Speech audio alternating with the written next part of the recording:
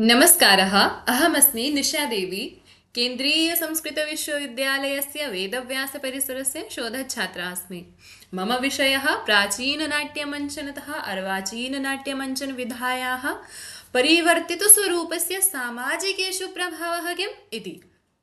अस्माकं संस्कृतसाहित्ये नाटकस्य यत् स्वरूपम् उल्लिखितं वर्तते तद् उत्कृष्टम् इति मन्ये।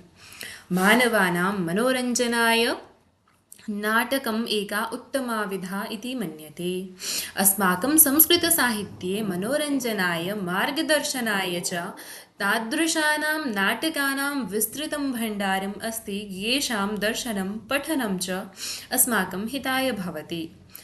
वयं जानीमः वैदिककालात् भरतमुनिकृतनाट्यशास्त्रं यावत् अस्माकं नाट्यपरम्परा सुष्ठु एवं श्रेयमार्गे प्रचलति स्म। कालान्तरेण परिस्थित्यानुसारेण एषा परम्परा परिवर्तिता। तत्परिवर्तनं सकारात्मकं नकारात्मकं वा भवतु प्राचीननाट्यमञ्चनतः अर्वाचीननाट्यमञ्चनविधायाः परिवर्तितस्वरूपस्य सामाजिकेषु प्रभावः किं यदि इति पश्यामः चेत् तस्मिन् पक्षे लाभः अपि प्राप्यते तथा च दुष्प्रभावाः अपि वयं द्रष्टुं शक्नुमः। नाटकस्य स्वरूपस्य विषये यदि वदामः चेत् विश्वनाथकृतसाहित्यदर्पणे इति नाटकस्य लक्षणं प्राप्यते। नाटकं ख्यातवृत्तं स्यात् पञ्चसन्धिसमन्वितं विलासध्वर्यादिगुण्वद्युक्तं नानाविभूतिभिः पञ्चाधिकादशपरास्तत्राङ्कः परिकीर्तितः। एवं प्रकारेण मध्ये एवम् अपि आगच्छति सुखदुःखसमुद्भूति नानारसनिरन्तरम्। एवं प्रकारेण तत्र कारिका प्राप्यते। अग्रे करणीयानि निषिद्धानि वा कर्माणि तानि अपि तत्र उल्लिखितानि सन्ति। तेषाम् अनुसरणेन उल्लङ्घनेन च तस्य लाभाः हानयः च अस्माकं सम्मुखे आगच्छन्ति एव। लाभानां विषये यदि पूर्वं वदामः चेत् आधुनिकी तकनीकी माध्यमेन नाट्यमञ्चने काचित् सरलता आगता वर्तते। ध्वनि प्रकाश सज्जा इत्यादीनां माध्यमेन नाट्यक्षेत्रे काचित् सुलभता आगता वर्तते।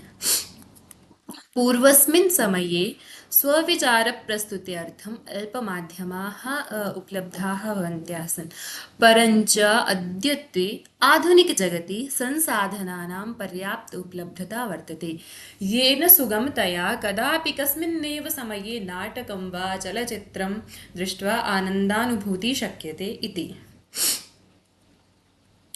तत्र निषिद्ध विषयाणाम् अस्माकं तात्पर्यं समाजरक्षणम् इति एव दृष्टिः अस्माकं सम्मुखे आगच्छन्ति। यथा साहित्यदर्पणस्य एवं एव यदि वयं वार्तां कुर्मः चेत् तत्र प्राप्यते यथा दूराह्वानं वधो युद्धं राज्यदेशादिविप्लवः विवाहो भोजनं शापोत्सर्गो मृत्युरतं तथा दन्तछेद्यं नखच्छेद्यं मन्यद्व्रीडाकरं च यत् शयनाधरपानादि नगराद्यवरोधनं स्नानानुलेपने चैभिर्वर्जितो नातिविस्तरः। एतेषां दृश्याणां विस्तरेण तत्र वर्णनं न करणीयम् इत्यादिकम् अस्माकं किम् उल्लेखः प्राप्यते अस्माभिः प्राप्यते। तत्र अत एव मृत्युयुद्धस्नानादिदृश्यानां निषेधः तत्र उल्लिखितः वर्तते। यतोहि जगति सामाजिकाः ये भवन्ति ते किं कुर्वन्ति, यदा नाटकं पश्यन्ति वा चलच्चित्रं पश्यन्ति तदा किं कुर्वन्ति, नाटकीय ये नायकाः भवन्ति नाटकीयनायकानां ते अनुसरणं कुर्वन्ति। लोके तादृशानाम् अनुत्तमचलच्चित्राणां दर्शने सति काश्चन दुर्घटनाः अपि अभवन्। आधुनिकसमये नाट्यविधा व्यावसायिकी रूपेण प्रयुज्यते, यतोहि अस्माकं नाट्यशास्त्रस्य मुख्यम् उद्देश्यम् आनन्दप्राप्तिः, समाजाय उत्तमसन्देशप्रदानं, न तु धनलाभः। अत एव पुरा सामाजिकाः रामादेः उदात्तनायकानाम् अनुसरणं कुर्वन्ति स्म, परञ्च अद्यत्वे प्रतिनायकस्य अभिनयम् उत्तमरूपेण प्रस्तूयते, येन अस्माकं समाजे प्रतिकूलप्रभावः दृश्यते। नाट्यमञ्चने सामाजिकानां दृष्टिः नायकस्य चरितस्य साक्षात्कारं करोति इति।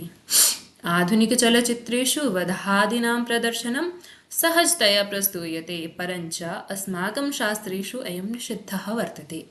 विविधप्रकारकाणां वधयुक्तीनां प्रदर्शनम् अद्यत्वे चलच्चित्रेषु जायते। तासाम् अनुसरणं यदि सामाजिकाः कुर्वन्ति चेत् हिताय न। यथा वयं शृणुमः एव यत् चलच्चित्राणां माध्यमेन तासां युक्तीनां दर्शनेन तासाम् अनुसरणेन बालाः युवकाः वा अकरणीयानि यानि कार्याणि भवन्ति तानि कुर्वन्ति। यथा एकस्यां वार्तायां मया श्रुतमासीत् यत् 11-वर्षीयबालः स्वप्राणान् त्यक्तवान् कथम् एकस्य चलच्चित्रस्य अनुसरणेन। एतादृशाः बहवः पक्षाः अस्माकं सम्मुखम् आगच्छन्ति। पुनः एतादृशानां दृश्यानां माध्यमेन मानसिकम् असन्तुलनम् अपि कदाचित् जायते। अग्रिमः वर्तते यदि नायकस्य विषये यदि वयं वदामः चेत् नायकस्य विषये अपि साहित्यदर्पणे एव पश्यामः चेत् तत्र प्राप्यते प्रख्यातवंशो राजर्षिः धीरोदात्तः प्रतापवान् दिव्यो वा गुणवान् नायको मतः। एवं प्रकारेण नायकः कीदृशः भवेत् तस्यापि वर्णनं प्राप्यते। यदि नायकः उत्तमकोटेः अस्ति चेत् तस्य अनुसरणकर्ता अपि प्रशस्तमार्गे गच्छति। नाटके उत्तमः नायकः उत्तमरीत्या स्वजीवनं यापनं कर्तुं प्रेरयति।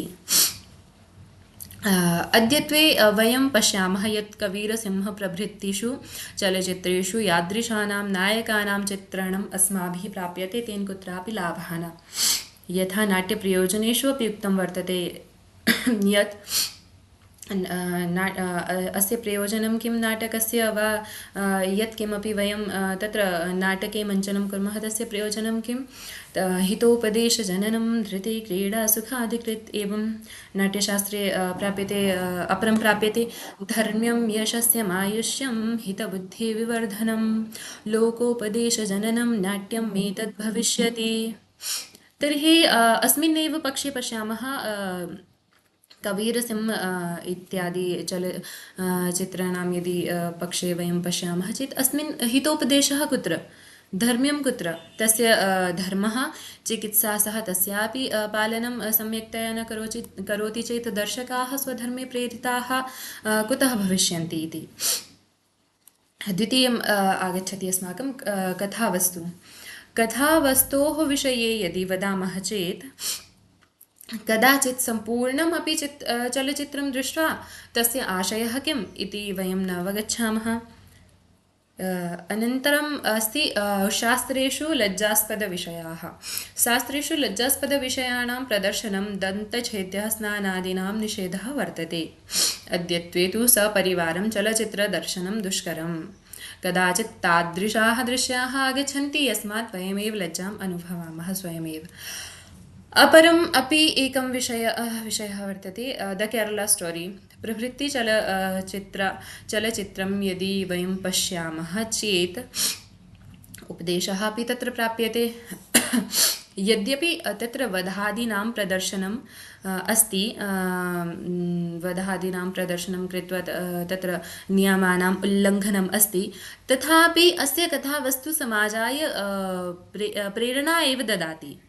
यतोहि या हिंसा तत्र प्रदर्शिता वर्तते तस्याः यदि तद्वत् प्रदर्शनं न भविष्यति चेत् जनाः जागरूकाः अपि न भविष्यन्ति चेत् यदि अस्मिन् पक्षे पश्यामः चेत् आधुनिकी या नाट्यमञ्चनपरम्परा वर्तते सा हिताय अपि अस्माकं संस्कृतसाहित्ये अप्रदर्शनीयानां दृश्याणां सूचनार्थम् अर्थोपक्षेपकस्य अपि एका उत्तमा योजना वर्तते। तत्र वयं अदर्शनीयानां विषयाणां विषये वयं सूचनामात्रमेव दत्वा कथाम् अग्रे सारितुं वयम् अग्रे तत्र गन्तुं प्रभवामः। यदि नाट्यशास्त्रस्य नियमानां पालनं भविष्यति चेत् अस्माकं समक्षं रामादिवज्जनाः भविष्यन्ति यदि न चेत् कबीरसिंहवत् कदाचित् सन्ति एव।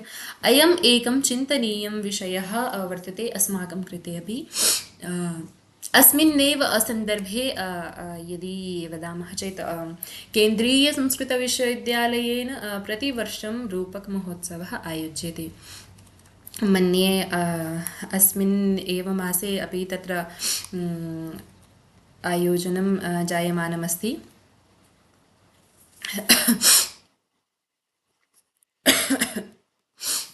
तत्र तत्र किं भवति, नाट्यशास्त्रस्य ये नियमाः सन्ति, नियमानां पालनं कृत्वा तत्र मञ्चनं जायते। नाट्यशास्त्रस्य ये नियमाः सन्ति तेषां पालनं कृत्वा तत्र मञ्चनं जायते। अस्मिन् उपक्रमे वयम् अयम् एकं परिवर्तनकारी प्रयोगः भविष्यति। संस्कृतनटाः निश्चितम् एव स्वनाट्यकौशलेन आधुनिकसिनेमा जगति धैर्यस्य, मर्यादायाः, कलायाः उत्तमं परिचयं दास्यन्ति।